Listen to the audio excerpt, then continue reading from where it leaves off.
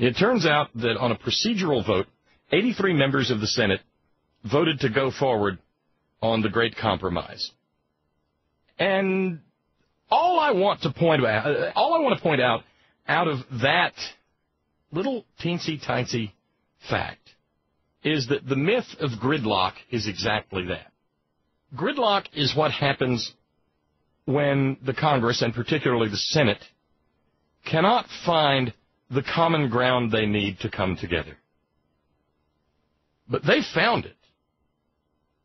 Remember, the poorest member of the United States Senate is something on the order of $900,000 a year. Almost a millionaire.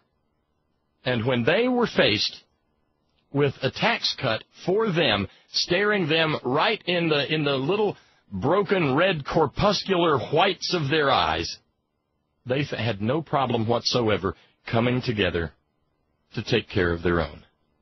They vote themselves pay raises. Actually, they've got a mechanism built in, I do believe, where they don't even have to vote on it. It just happens, those pay raises.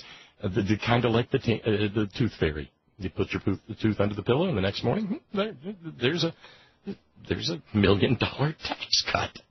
And so it was that 83 senators voted to advance the bill to the next stage of the Senate's process.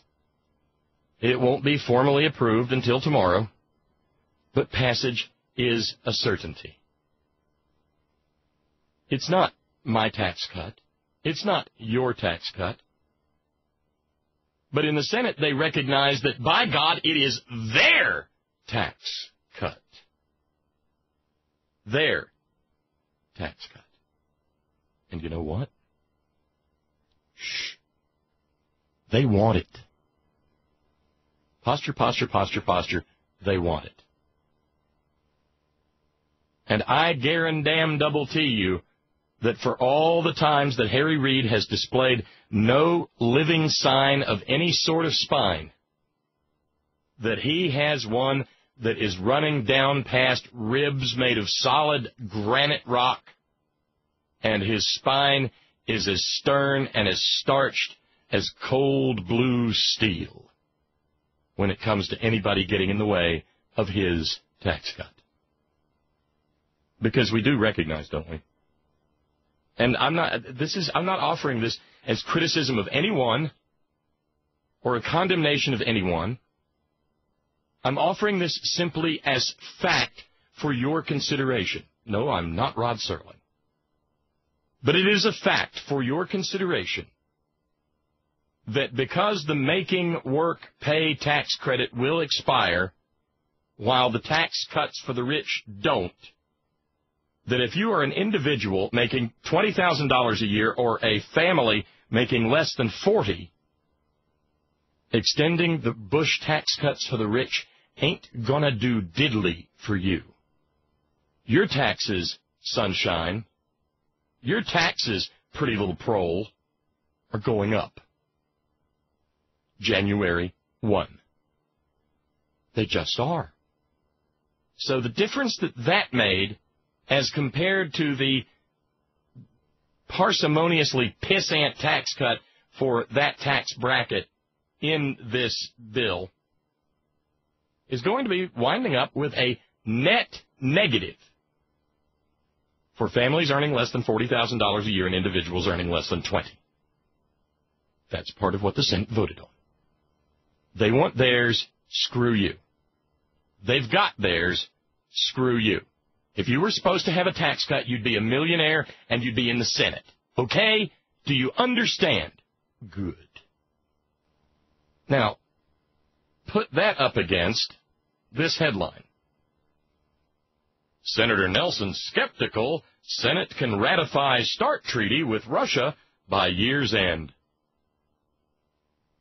Jordan Fabian is the article of the Hill's blog briefing room article headlined thusly. A centrist Democrat is casting doubt on the Senate's ability to ratify a long-stalled nuclear arms reduction treaty with Russia by year's end. Senator Ben Nelson, Dino, Nebraska, a supporter of the new Strategic Arms Reduction Treaty, believes that the Senate does not have enough time to take up the accord before the lame duck session concludes, since members of the upper chamber will want a full debate. What he means is that there aren't 60 votes there.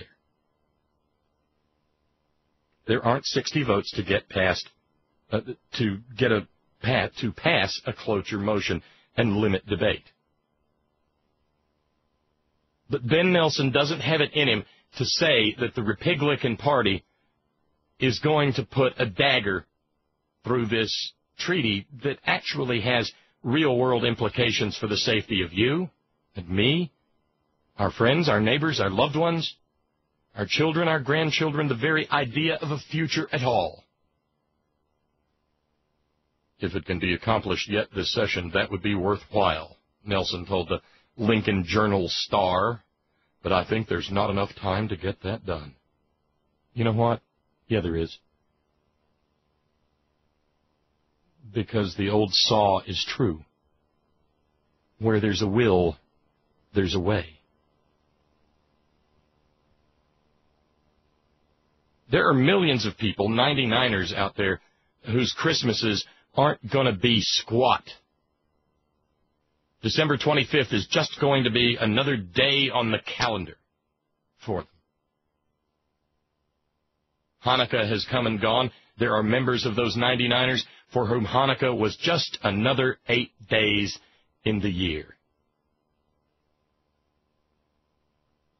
There are Muslim 99ers out there for whom Eid and Ramadan were just another month,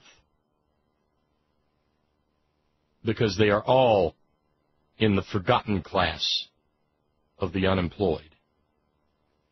So I don't have much sympathy, especially in light of that through a goose 83-17 vote, when a guy who has spent the last 2 years helping to make the Senate the ineffectual, dysfunctional body that it is says, well, there's just not time.